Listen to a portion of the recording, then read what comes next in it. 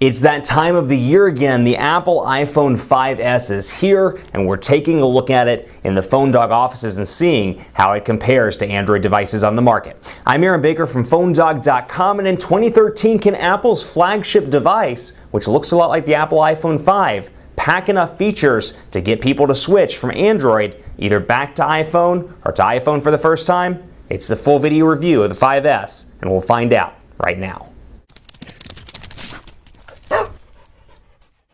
Oh, the iPhone. You come around every year and you change stuff up, and for the most part, you're a game changer. The Apple iPhone came out in 2007. It revolutionized the smartphone space. Now, all these generations later, the 5S and the 5C, which obviously is not pictured here, are both available through Apple. The question is, Android and even Windows Phone 8 to an extent have gotten to a point now where they can compete. Fantastic App Store on the Android side, nice ecosystem on the Microsoft side. So as we go into this, a lot of the focus is going to be on not only how this device performs and how it looks, but in 2013 what the landscape looks like. Because more than ever, and I say this every year with every iPhone review, but more than ever, you've got options and you got the choice to get what matters most to you. So, in 2010, for example, let's say you used Gmail and you wanted an Android device, but they were stuttery, they were laggy, and you went with this for the fluidity. Well, 2013, there are plenty of Android devices that are fluid. So the question and the argument, if you will, becomes less and less of, this one's distinctly better, this one's distinctly better, and more so what matters to you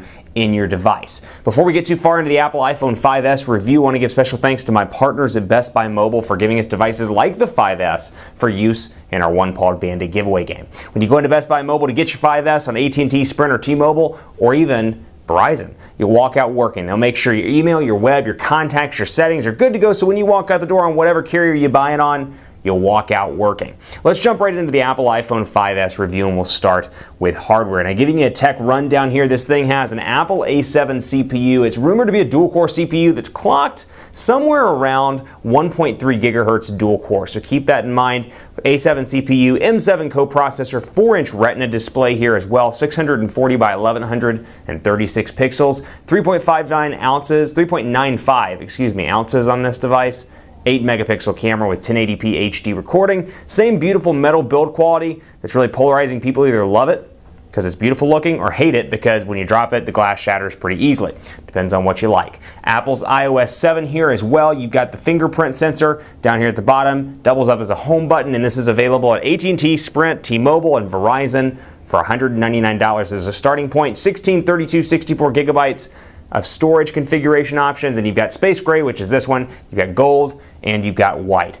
Whew, that's a mouthful of specs. Let's take a look at the hardware here. So you can see hardware-wise, this thing looks virtually identical to the Apple iPhone 5, which I happen to have right here. It looks identical with the exception, obviously, this is the white iPhone 5. The color has slightly changed from space gray. It was black on the iPhone 5. It's space gray over here. The metal and the colors around it have changed slightly, and then obviously you'll see between the 5 and the 5S a slight difference here in terms of the flash on the respective cameras. Now, even though the 5S has an 8 megapixel camera, Apple's done some significant stuff to change the camera under the hood. We'll talk about that a little bit more in part 2. But as you can see here, safe for that on the back, and then obviously safe for the button here at the bottom. Fingerprint sensor here. You can see the home button still has the little home logo there on the Apple iPhone 5. You do not get that over on the 5S, and I'll try to bring it up close so you can take a closer look. It's a little bit of a different looking button, and you know what? I'm going to draw a diagram for you because I love to draw. So we're going to bring this over here. The home button on the 5S is very much like this, kind of like that, whereas the home button on the 5 is much more of a curved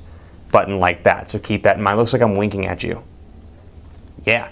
Anyway, you can see between the 5S and the 5. So specs-wise, nothing to scoff at even in 2013. The 4-inch display, it's the same Retina display, and for a lot of people, it's a little bit too small. People are increasingly preferring 4.5 inches to 5 inches as their sweet spot. You see that with the Galaxy S4, the HTC One, the Lumia devices, all which start at 4.5 and go in the case of, for example, the G2, which I would argue is kind of the high end, or in terms of size, the high end spectrum of the display size market right now for a sweet spot, 4.5 to about 5.2 inches. So for some people it may be too small, but as you can see here, it really is a nice device. It's pocketable, it's easy to fit in the hand, FaceTime camera on the front is in exactly the same place. Now again, LTE on all 4 carriers, and this is coming very soon to regional carriers. So you can see here Apple's iOS 7, and we've talked about it before on the site, but there are some pretty substantial changes in the iPhone 5S. Well, both, actually, I should say, both iOS 7 and iPhone 5S. So there are some things you get, obviously, like the fingerprint scanner you don't get in the 5 and more. So we'll go ahead and hash through those one by one in the video. So you can see, first of all, looks pretty different here. It's a little bit of a different look and feel. You can see the notifications bar here is slightly different. You've got today, I've got all, I've got missed here, and I can scroll up and down and see my calendar. 2 events scheduled, and the first one starts at 10 p.m. That is my reminder to take out the cat litter so my fiance doesn't get mad at me. True story. Tuesday, September 24th, you can see the calendar here. For whatever reason, I don't have my work, actually I know why I deleted it. I don't have my work calendar synced up on this one right now. And you can see even in the network identifier here, it looks different with the circles as well, and then LTE instead of a customized, let's say, AT&T logo or Verizon logo. So you've got that, but then you also have notifications, or I should say quick access buttons from the bottom here just by swiping up. And you've got quick access to airplane mode, Wi-Fi, Bluetooth, do not disturb, and portrait lock or orientation lock, where I can lock it up in portrait mode and not have to worry about it shifting when I'm laying down and watching or holding the device sideways. Brightness here, as you can tell, music shortcuts, AirDrop as well, which we'll talk about in part 2, and then shortcuts to flashlight on the back, which you can see right there. You got this over here, timer, calculator, and camera as well. So otherwise, kind of a similar look and feel here out of the box, and you can see I moved the contacts. You do have that extras folder, and the folders themselves look different, as you can clearly tell, but I moved the contacts out and back over into my usual place when I'm working with an iOS device. And you can see the icons are still here. Maps is obviously Apple's in-house map solution, which we'll take a look at here in just a bit. But you got weather as well, and a lot of these icons and a lot of these applications as well have been substantially overhauled. You can see the weather app. It's one of my favorite new applications in iOS 7. It really does look beautiful. Mimics obviously Yahoo weather, as you can see here, and it's actually a pretty cool day in Dallas. It's only 84 degrees. Compare that to what we were seeing a couple of weeks ago, well into the 3-digit temperatures, and you can see we've got a nice week ahead. Wednesday only 91, Thursday only 93, and then back down into the 80s and even 70s on Sunday. That is crazy.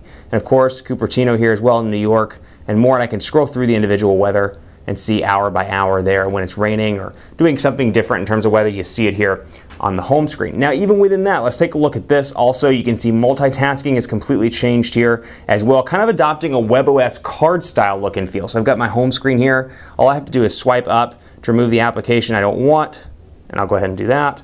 So for example, I can just swipe through and remove these step by step by step, and then I can get right back to business, important business. So got that right there. A little bit different. Again, pulling a card from the WebOS, pun intended, pulling a card from the WebOS playbook. That's a pretty good joke for a Tuesday afternoon. I think so. And you can see my messages here. So obviously this looks much different. And just to see 7182, for example, just a sample text message I had, you can see the keyboard here is different as well. Same iOS look and feel overall, but colors are changed. And we'll go in here and take a quick look. Now for me, I'm used to, my sweet spot personally is 5 inches display-wise, so I find this to be a little bit small to type on. But one thing the iPhone does incredibly well, and that's no different in iOS 7, fantastic auto correction. So I'll say the Quick Brown Fox is happy that it is Tuesday, and I can easily type on this device without any lag or issues. So very quick and easy to type on. The display, yes, is on the small side, but still autocorrect is second to none on iOS 7. The downside is you can't install third-party keyboards here. You're relegated to using Apple's keyboard. So if you don't like it, you're out of luck, unfortunately. But portrait landscape here faster than ever, thanks to the A7 CPU and the M7 coprocessor. And you've got shortcuts here, as you would expect, to camera to take pictures. And again, just the overall font, I mean, the overall iOS 7 within itself is flatter, and you can see the font has changed as well in this. So a little bit different in terms of the look and feel, but overall kind of the same experience. It just looks different all around. So you can see here, for example, airplane mode. All this stuff was in iOS 6. It's just been tweaked and changed a little bit to make it look different for iOS 7. So you can see the icons are different and more. Keep it locked right here for part 2. We'll pick it up by talking about the fingerprint ID or fingerprint sensor down here at the bottom, one of the distinguishing features of the iPhone 5S. We'll go into the camera and take a look at that, and we'll do some speed tests to test AT&T's 4G LTE network connectivity, and we'll round it out